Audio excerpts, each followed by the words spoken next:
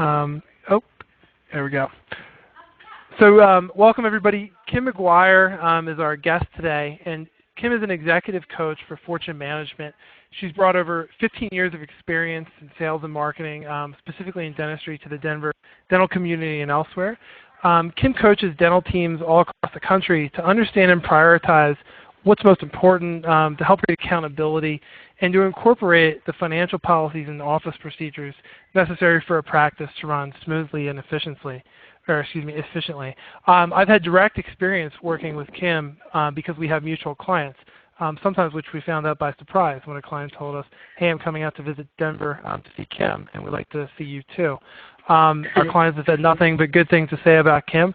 I've found her personally very convincing and impressive, and I hope you guys too do as well. So without further ado, Kim, I'll get out of your way, and I'm looking forward to hearing your presentation. Wonderful. Thank you, Jeff, so much. And yes, likewise, I'm a fan of great dental websites and all the work you do, not only the websites that you build for your clients, but also these webinars that you put on for people, because I think that's just a great way to distance learning is the wave of the future, so it's great. Well, thank you so much for having me. As Jeff said, I am an executive coach with Fortune Management, and we have about 70 coaches and consultants across the country in sort of every nook and cranny in the United States and Canada. And we do call ourselves executive coaches because we not only are we practice management consultants, so we do help with the system implementation. We also are coaches helping doctors and teams realize what their vision is and really help hold them accountable to that vision. And we also look at ourselves as key business strategists. And that's really what I want to focus on today, as understanding the CEO mentality. Most dentists graduate from dental school and don't have little, if anything, to do with business as far as their classes go. Because I think usually doctors graduate and they say to themselves, I just need to learn how to cut a crown. I can't deal with the business side of things quite yet. So, however, what we've seen in our 25 years of experience is that the doctors who see themselves as CEOs truly are the most successful. And it's not just the CEO mentality, it's really a leadership conversation. So we really coach our doctors and teams to think of themselves as leaders and to really take on that leadership mindset, which is different than a manager. A manager we do sometimes need to put our manager hat on as far as following up with people and managing systems. But leadership is something different. Leadership is really an influence and communicating to your team exactly what you want and what your vision is. And really, leadership is when you're a leader leading other leaders. So in other words, your scheduling coordinator, your hygienist, your clinical assistants, everyone on your team seeing themselves as a leader and seeing themselves as, and if you see them as better than they see themselves, they will rise to the occasion. And I truly, truly believe that. So let's get started.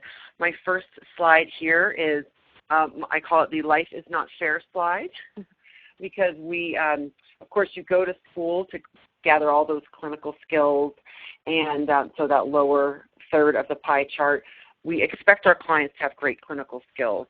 We always want people to be continuing to get great continuing education and to learn the greatest, latest and greatest techniques, of course, in dentistry. And actually, I'd love to say a little word about that. I was listening to a podcast with somebody the other day, and they were talking about how amazing dentistry is today. I mean, 30 years ago, there were just a couple of procedures they did. Maybe, some crowns. If there was a tooth missing, they had to do a bridge, or they did fillings, some preventative care and hygiene, of course. But now we have things like implants, where there isn't a tooth, we don't have to cut into the other teeth to create a bridge. We can create an implant. There is Invisalign, which helps especially many adults create beautiful smiles and even help with periodontal disease. There are things like CEREC and E4Ds, or we can actually do a crown in a day. I mean, there are so many things clinically that have advanced dentistry that it is such a different business model than it was 20 or 30 years ago. And it's so exciting, and there's so many things to offer to your patients. And, of course, I didn't even mention anything in hygiene with lasers and oral cancer detection, et cetera. So, yes, you need to have some great clinical skills. We also want you to have some great management systems. So you need to be able to know some checks and balances in the practice. You want to know what your systems are to looking at how does a patient enter our practice? What's the new patient experience look like? What do our financial systems look like? Scheduling to goal, a recare system. I don't call it a recall system. Recall is what Detroit does with cars. I call it a recare system because we're caring about our patients on a regular basis. So we want you to have great management systems. However, it's the communication skills that folks who hone those communication skills and have amazing communication skills, those are the ones that are the most successful. And this is why I say it's the life is not fair slide, because you see doctors that have amazing clinical skills that maybe graduated top of their class or take every CE known to mankind, yet if they don't have great communication skills, they're struggling. And on the flip side of that, you've probably seen your patients come in with work that was perhaps done by a doctor that didn't have great clinical skills. However, that patient loved that practice, loved that doctor. They may have had some stronger communication skills. So we really want to hone in on those communication skills. And again, when you grow in your communication skills, you're really growing in your leadership skills. So, and remember, we have a whole 2-day seminar of Fortune Management around communication, but you communicate first with yourself. So really thinking about what are the stories I'm telling myself? What do I believe about what's possible? What do I believe about my team? What do I believe about my patients? What do I believe I can do for them to really transform their smile? So communication skills really is the key here. The second graph I'd like to show you here is the 5 business engines. And this is really how, so if you're thinking about if you're the CEO of your practice, and even if you're a doctor who works in a more corporate setting, you can really see your business or maybe your future business as you're being the CEO of that area. So again, the vision is always in the middle. And yes, I know vision is one of those terms that coaches and consultants throw around. And the reason why we do is because we know that it works, because we know that people who have strong visions and know exactly what they want for their life, for their practice, and we'll talk a little bit about what kind of questions we need to ask ourselves when we're honing in on our vision. But the clearer we are on our vision, of course, the easier it is to coach you to that vision, and also the team members and the patients really understand what that looks like for you. So each one of these 5 business engines drives your business. And so whenever we have a question about one of these areas, we always go back to, is this moving me towards my vision or away from my vision? So, of course, finance is the top area here.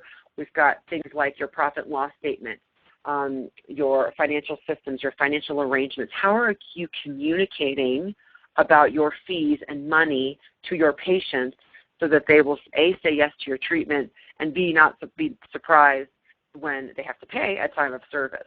So lots and lots of systems go into the finance engine. Of course, don't want to forget your accounts receivable and sending out statements, etc. Then we've got our systems, many, many business systems we'll be talking about later on in the webinar. But of course, I said a few: scheduling to goal, your financial systems, recare system, etc.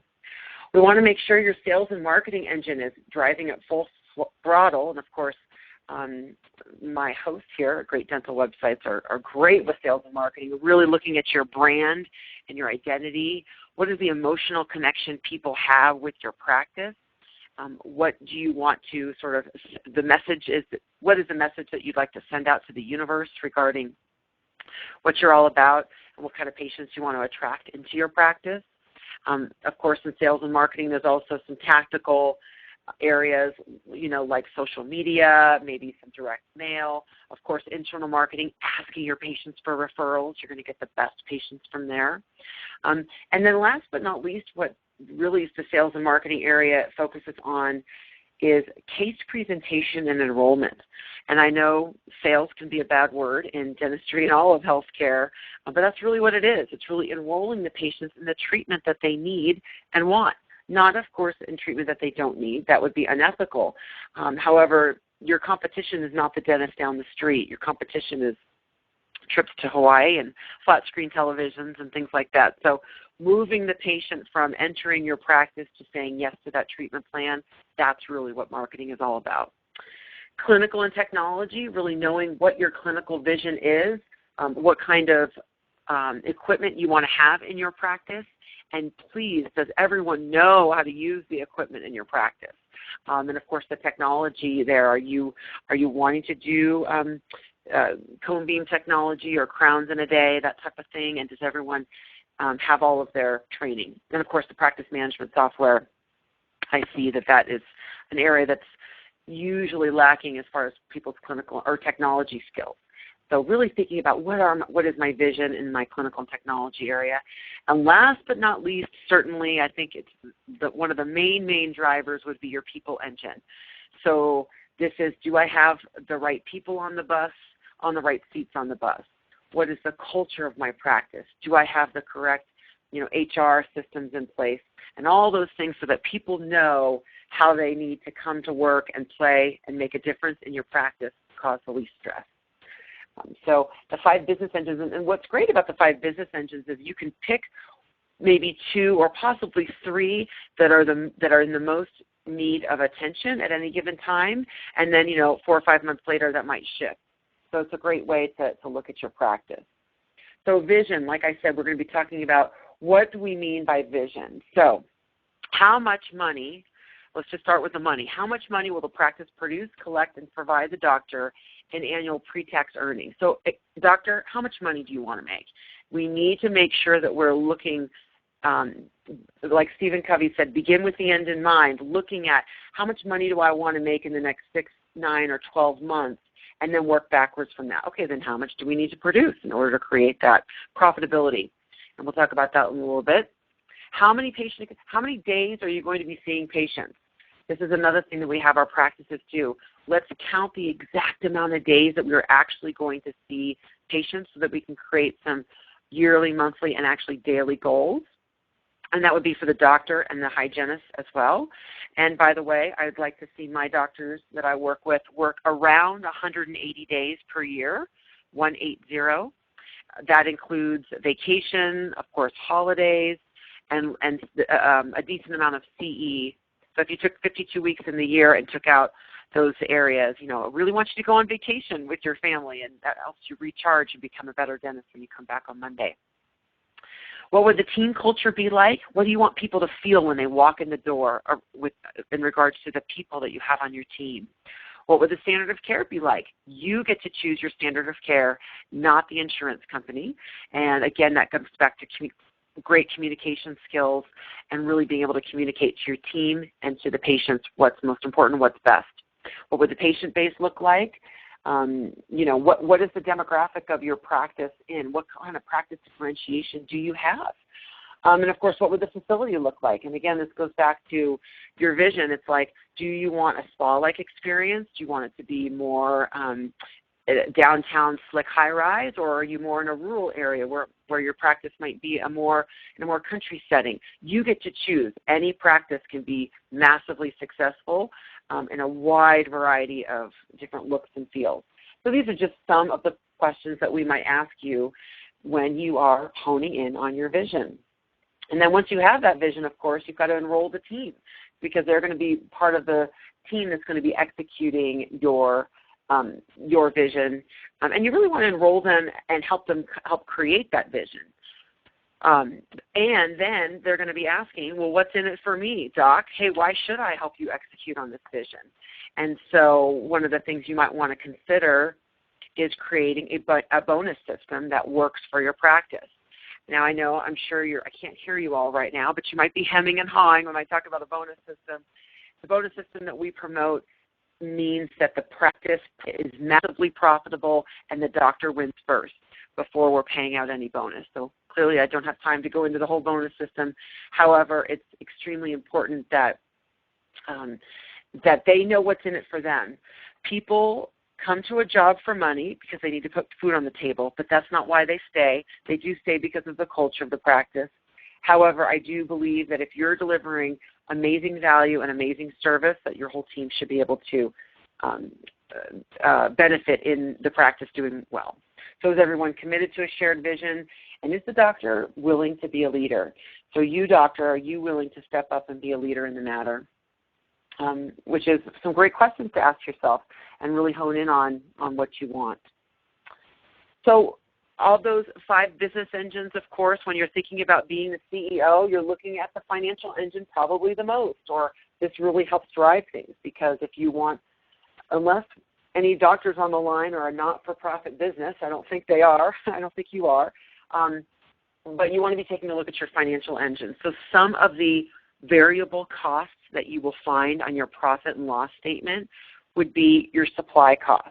And I think anywhere from 6% or less would be a very healthy supply cost.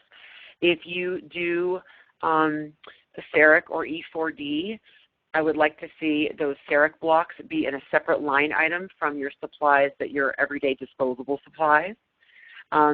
Lab, between 8 and 12% if you're using an outside lab.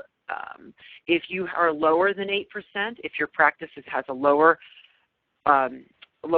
lab fee than 8% of your collections, then I get concerned that there's not enough crown and bridge being done. And of course, that's without CEREC. If you do have a CEREC or an E4D, then we're talking more like about 3 or 4% per lab. Staff salaries for a general dental practice, we want to see that between 22 to 25%. If you are a specialist in, say, ortho, pedo, or oral surgery, that's going to hover around 18 to 20%. And again, it all depends on where you are and what the cost of living is in your area, etc. And then we want you to have a profit of 35 to 40%. And it's extremely important that we're looking at your profitability and seeing where you and seeing where you come in there. And then profitability versus cash flow, especially those young docs coming out of school, or even if you've been in practice for a while, there's a difference between your profit and loss statement and your cash flow statement. Your cash flow statement is going to have line items where you're paying down different notes or maybe paying off dental school, things like that. So it's going to look a lot different. So you want to make sure you're getting together with your accountant more than your CPA, more than once a year, more than just the time to do taxes. You want to be continually looking at your profit and loss statement and your cash flow statements, preferably once a quarter, or even more preferably once a month, to see where you're at. It's the ultimate monitor of your practice. And in order for you to not only make more money, but be able to have more money to reinvest into the practice, you've got to be taking a look at these things. So you want to create your annual planning. I already said begin with the end in mind.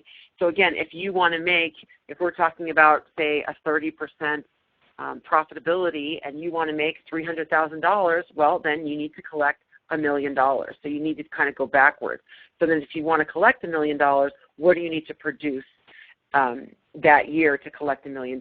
And then you're going to divide that amount by the amount of days that you work to get your daily goal. So that's a whole nother seminar in and of itself. If anybody is interested in helping me walk you through how to create some goals, I'm happy to do that. I can send you my contact information. And checks and balances are extremely important. Embezzlement is a very hot topic, I know, because there are a couple folks I know that do a great job in investigating if there is embezzlement, and unfortunately, embezzlement can be rampant in dental practices. However, I believe that if you have great checks and balances, your practice management software matches your QuickBooks, which of course matches your bank statements, which also match any sort of Excel spreadsheet or online monitor. Like we have, these are some screenshots of our Excel spreadsheet monitors. We also have some online monitors. If everything matches, it's going to be a lot harder for somebody to embezzle, because so you want to be able to make sure that you're constantly looking at all these areas. You want to make sure you're creating effective practice systems. So this is sort of in that systems engine. Here are 6 of them. However, there are many, many, many more systems. But I would start with these. The new patient experience. And actually, I would back up a little bit and and say, before they even become a new patient, do you have your branding and identity in line? Do you have your website? Of course, Great Dental Website has amazing websites. Do you have your website and your social media and all that all tied in, and a referral program where your patients are actually referring their friends and family into your practice? Then you want to make sure you know exactly what the new patient experience is. I mean, from the minute that the telephone is answered, which, by the way, the telephone is one of the most important pieces of technology in your practice. If it is not used correctly, it can be detrimental. So how is the telephone being answered, and what kind of information is being captured on that first phone call? And I'm not talking about phone numbers and email addresses and, what insurance do you have. I am talking about building rapport and asking some really great, powerful questions to the new patient. So when they do come into the practice, you can elegantly then communicate with them in a way that they understand. You've already built that rapport with them. And it's a lot easier for them to say yes to that treatment plan when the experience has been top-notch and really reflected you from the moment that they answer the phone to the moment that they come into the practice. Perhaps you have a new patient concierge, which will offer them some coffee or water, give them a new patient tour. Some people poo-poo this. I think the new patient tour is excellent, an excellent way to pre-frame the patient on what they will find. You can have your team members brag about you and all the technology that you have in your practice without you having to do it. The other thing that the new patient experience, even before the new patient experience, that I highly, highly, highly recommend all my practices do is actually have the doctor make a phone call to the patient a day or two before they come in. And it's just, hey, Mrs. Jones, I'm so happy that you chose our practice. This is Dr. Smith. Just wanted to see if you have any questions before your visit. And either A, you get their voicemail, or B, if they do answer the phone, they're so shocked that you called that they usually don't have any questions at that time. So the new patient experience is important. The ReCare system, of course, is important. Making sure that the patients have pre-appointed their next appointment before. I mean, that is of course, that's been a rule for years and years, making sure that they pre-appoint that next appointment. And then if they don't pre-appoint that you're making some great tickler notes so that somebody can follow up with them. The reactivation, chart auditing and reactivation, of course, I know many of our practices don't even have paper charts anymore, but you still need to go through all of your patient charts, whether that's on the computer or physical charts, and make sure that every single person has a ReCare appointment, a hygiene appointment. I can't tell you how many practices I go into and they're not working the system. They're always wanting new patients, new patients, new patients. However, they're not taking the very best care of the patients that have already called them your dentist, called you their dentist, I should say. So when practices have a 30 or 40% ReCare effectiveness percentage, and what I mean by ReCare effectiveness is how effective you are at keeping your patients in the practice. It's a very simple calculation. You would take your 0120, your exams, your periodic oral exam number, the number of exams that you did in a 6-month period, and divide that into the number of active patients that you have. This is a calculation that very few practices do. However, it's one of the key indicators to me as to what practice is being very successful or not. So your reactivation numbers and making sure that the practices that I work with, we are going for 85-90% of ReCare effectiveness. So they're constantly doing reactivation. Financial policies, making sure that the whole practice knows how we collect money into the practice, how where our policies are, how our arrangements work, and how that all works when we're telling people what treatment they need. Scheduling to goal. Scheduling is an art and a science all at once. It's like a big puzzle, and it's not easy. I definitely take my hat off to the scheduling coordinators all over the world, all over the country. You want to make sure that you are scheduling effectively and efficiently, and the more efficient that you're scheduling, the more you can produce, and that doesn't mean that you're taking away from patient care. However, again, this all goes back to what is your vision for what you want clinically and how you want the patients to be taken care of. So you have to decide all of that before you decide on your scheduling to goal system. And last but not least, your monitors. So this is a screenshot of our online cloud-based monitors that all of our practices are now on. And it really gives you a visual graphs, and it also gives you some really amazing reports as to how your practice is doing at any given time. And the wonderful thing is the coach that is working with you can see it as well. So very, very important to be monitoring your results so that you see where you are any time of the year. The other thing, when you're thinking about being a CEO of a practice and really looking at the meta view of how do I grow my business so that I can treat more patients and reinvest in my practice, there's only 3 ways to grow a business. I don't care if you are a grocery store, a hair salon, Apple computer, or a dental practice. There's only 3 ways to grow your business. And one, of course, is having more new patients come in the door. And clearly, we know there's many, many ways to doing that. Of course, having an amazing website and really making sure that you're attracting people online, of course, it's not the wave of the future. It is the future. The future is now. So making sure that your social media and your website, et cetera, is where it needs to be. And, of course, asking, we call it care to share, but asking for referrals, asking your patients for new patients. There are so many things you can do internally without having to do external, direct mail or advertising, although those tactics do work. And I also think you need to take a look at the life cycle of your practice to determine what areas you are going to, or what ways you're going to use to attract new patients. Then, of course, more frequency, and what I was just talking about with the making sure that each patient is coming in at least twice a year to your practice and making sure they're getting those exams and making sure they don't fall out of that recare program. We have a program called Plan for Health, which is this last bullet point in the more frequency, which is an in-house dental benefits plan. So more and more we're seeing patients that have either been retired or they've lost their benefits, and many of our practices are creating an in-house benefit plan, which has them prepay and commit to 2 or sometimes even 3 hygiene appointments for the year, so you're seeing them more frequently.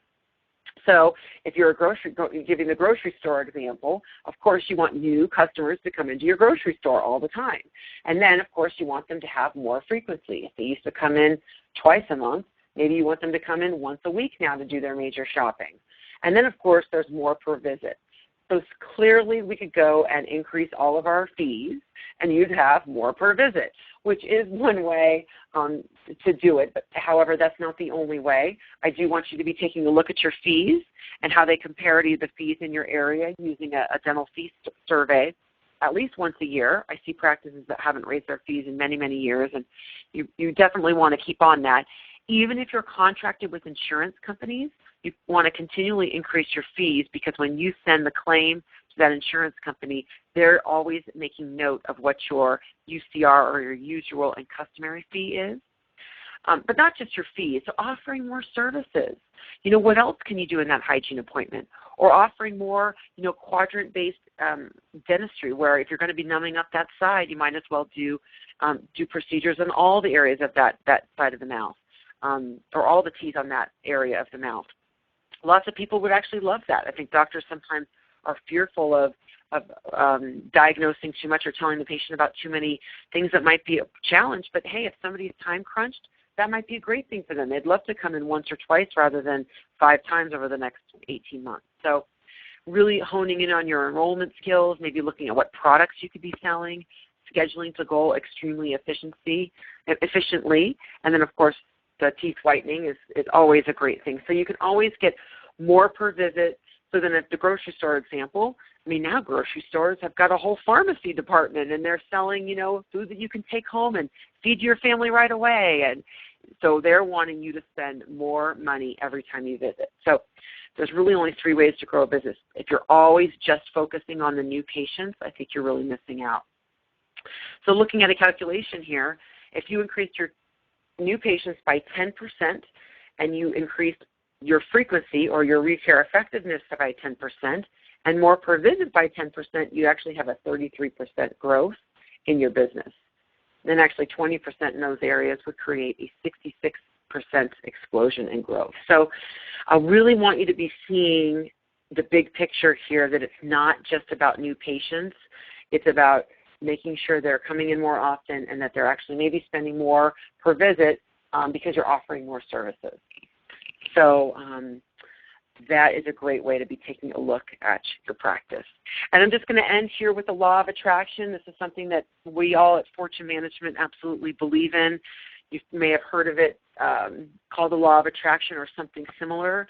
But essentially what this is whatever you put your focus on expands, either wanted or unwanted. In other words, either positively or negatively. So whatever you're focusing on will come back tenfold.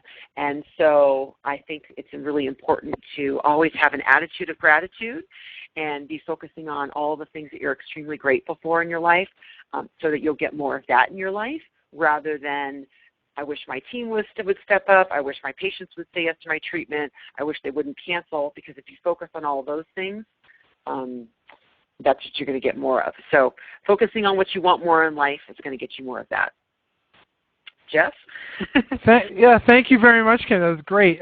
We have one comment from Dr. Liu that said he couldn't hear anything. I'm not sure why, but this will be recorded, Dr. Liu, and posted to YouTube. So at the very least, well, if you can even hear me.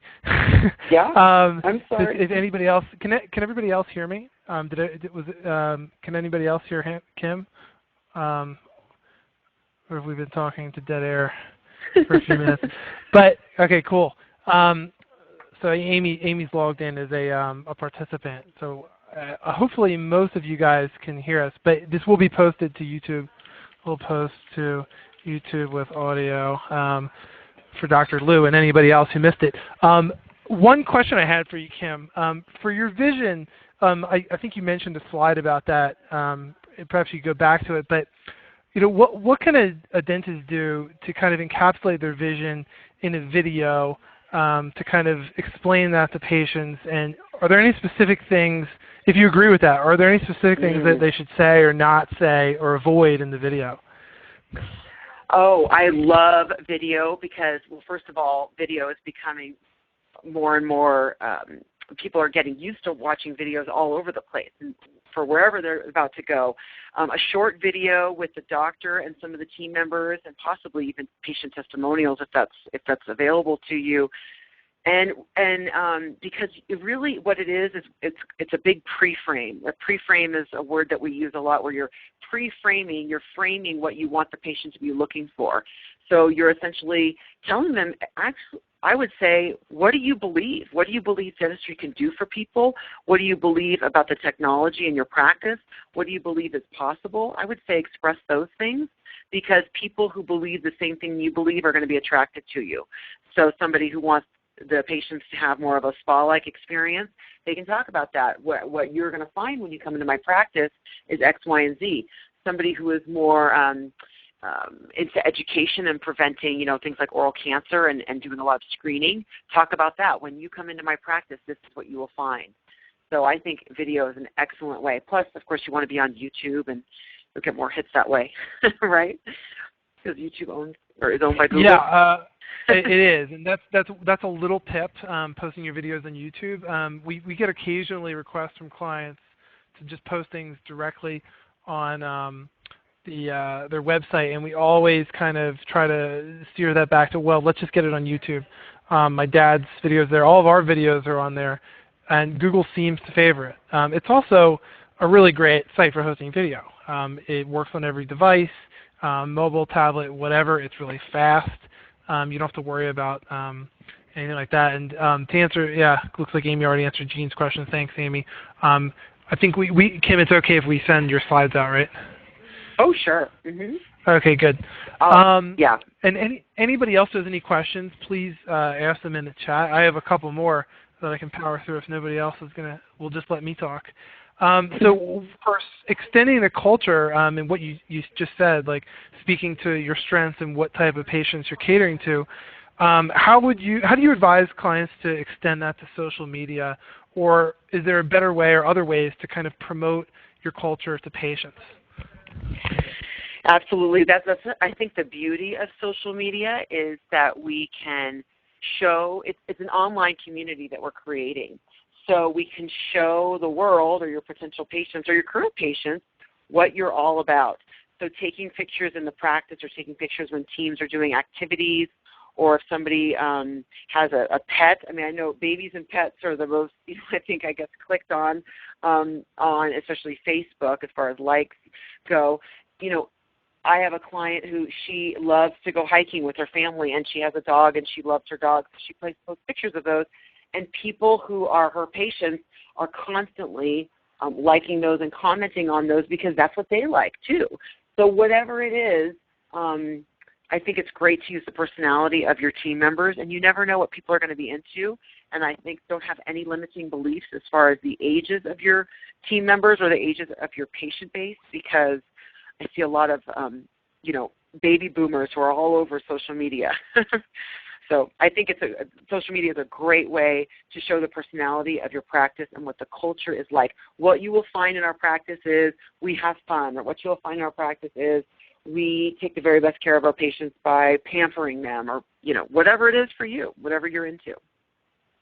I can remember your comment about the baby boomers with Facebook. It's true, and even beyond that, when my grandmother joined Facebook, my mom, who is a grandmother herself, lamented that now her mom was on Facebook, which I watched my peer group kind of lament as everybody left college and their parents joined. And that was the exact moment when Facebook became, in my mind, totally mainstream, when my grandma joined. I love it. And what else? I want to say something. Go ahead. I just want to say something else real quick about Facebook. The other thing is we talk about baby boomers and women, what is it, age 25 to 55, or maybe, I can't remember the exact ages, but they're the ones that are on Facebook the most. And guess what? They're the ones making most of the healthcare decisions for their families, even their husbands. Honey, you need to go to this dentist. I'm going to choose what orthodontist I go to, or what pediatric practice, or any type of healthcare. Actually, the women, usually the females in the households, are making those decisions, and they're the ones that are on Facebook. Yeah, I mean that's true. I make almost no medical or healthcare decisions for our family, with the exception of dentistry because it's provided by my dad. But the price is also very good. Changing gears, what percentage of collections do you typically recommend that practices spend on marketing?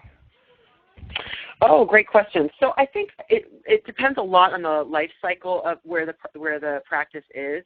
If they're a startup practice, and or you just bought the practice, you're going to need to spend some more money, and hopefully you've figured that into your practice loan for some working capital. But I would say between 4 and 6% you need to spend in the beginning, those times. And then as the practice grows and becomes more established and is doing more internal marketing and more just branding and getting most of their patients internally, it's going to be more like 2 to 4%. So it might decrease, but that's because your practice is growing and more people are sending patients. And I think this is one thing that doctors don't realize that they need to spend money on, and it needs to be a line item in their profit and loss statement. I mean, not just your website, but also thinking about patient referral gifts and thank yous and all the things that you can offer internally. All of that is marketing. All of that is marketing. I would agree. And one caveat to that, what about a total startup where, there is no collections? If there's a dentist who's, just, finished an associateship somewhere, changed states, and is building a new practice from the ground up, how do you advise them to set a budget for marketing? And what kind of stuff should they be spending their money on?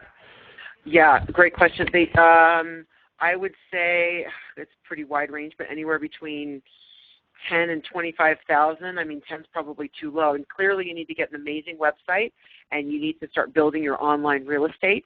And then after that, you also need to be probably doing direct mail, and you must think about narrow and deep. So in other words, you want to narrowly focus the households that are going to receive your direct mail, so a couple of zip codes in the areas that you want to promote. And then deep, what I mean by deep is you need to be sending the same postcard to them multiple times. Once or twice is not going to work.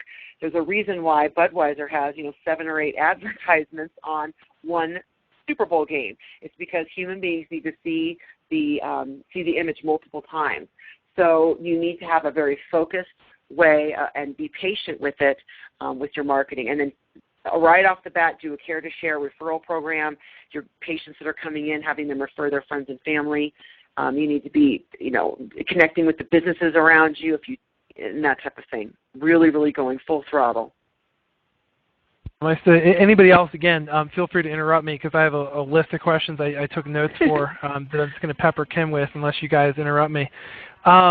So what kind of new patient experience, I think I heard you mention that, are we looking to give a brand new patient that's just walked into the practice? What are kind of some bullet points that people need to make sure happen in that first visit? Absolutely. So first off, you want to be building rapport on that new patient phone call and asking them what's most important to them, what are they looking for in a dentist, et cetera. I mean, if the phone's ringing off the hook and there's 5 people in front of you, obviously you're not going to be able to have that in-depth conversation. However, if you do have the luxury of having that, I want that great rapport-building conversation. Secondly, I want the doctor to be making that phone call to the patient, welcoming them to the practice and thank you for choosing us. It only takes a matter of seconds or minutes, and it makes a huge difference to the practice when the patients actually come in. I can't believe Dr. Jones called me. That was so awesome. That's usually what my practices are hearing. Then when they come into the practice, we want the team members to be alert and be thinking, oh yeah, Sally, the new patient's going to be coming in, and I'd love for them to walk around the desk, shake their hand, offer them some water or coffee or anything to make any beverage to make them feel right at home. Then I'd like them to have an office tour so you can brag about the diplomas and all the wonderful technology that you have in your practice. Then I want the team member who has excellent communication skills to sit down and have a non-clinical interview with the patient. And again, building rapport and talking to them about what's most important to them, what are they looking for in a dentist, what, on a scale of 1 to 10, tell me what your satisfaction is with your smile. What would you change, if anything, about your smile? And they're basically giving you some of their treatment plan. And you haven't even looked in their mouth yet. Then, of course, the doctor exam. Some practices see the doctor first, some see the hygienist first. It really depends on your practice. However, I think that the relationship is with the dentist, and so they need to meet the dentist and have a great connection with that person, with the dentist, before they see the hygienist, or at least on that same visit. And then, because ideally, if they see the dentist first and then they come back for their hygiene appointment a couple days or a week later, then the doctor can present the treatment plan to them, and they've already built that rapport with the patient, and sometimes it's easier to enroll them in the treatment that they need. And then lastly, they need to be sent a thank you card, thank you for choosing our practice, which I love, as well as sometimes a little goodie bag or a coffee mug or something that they can take away with them that says, you're our patient and we're excited to have you. Those grocery bags that everybody, people are the reusable grocery bags. I've seen those a lot. Something that they can take home with them that will remind them of the practice. Okay, what about before they even become a patient and you get that initial phone call or maybe a contact form or an email ask for someone who just wants to schedule an initial appointment or is asking a question? Is there anything you can do to increase your conversion rates for people on the phone or via email? How do you get a lead, I guess, for lack of a better term, into a patient?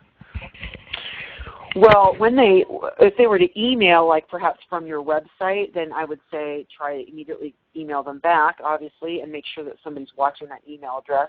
And don't go straight to the insurance question. Ask them things like, we have the WMI questions. This is great for the phone. WMI stands for what's most important. So tell me, Jeff, what's most important to you in what are you looking for in a practice? Well, not what are you looking for. What's most important to you in a dental practice? What's most important to you in your dental health? What's most important to you in finding a dentist? Some sort of a version of that question, and you're going to have to pause and be okay with a second or two of silence. because nobody asked this question. And they're going to say, well, gosh, I never thought about it, but, I'm looking for somebody who really has a great clinical skill, or I'm really looking for somebody or for a practice that doesn't hurt me, or I'm looking for a practice that will make sure I have the most beautiful smile possible, or whatever they're going to say, so that you know what their highest value is and what they're looking for, and then you can tailor that conversation with, well, I'm so glad you called us because you're going to love Dr. Smith. He does the most amazing cosmetic dentistry around, and it looks so natural, and people just love it. And then when you've built rapport like that, then when you do get to the insurance conversation or how much it's going to cost or any of these things, you've already built rapport for them so that they're confident and this is the best place for them to be, so that they don't shop around anymore. So I would just say asking some different questions that are going to differentiate you from another practice. Because most practices don't ask questions. That's great advice. Asking questions and listening is very simple, but seldom done. And then kind of integrating that into your sales pitch. Anything else you wanted to add, Kim, or anything else you wanted to plug?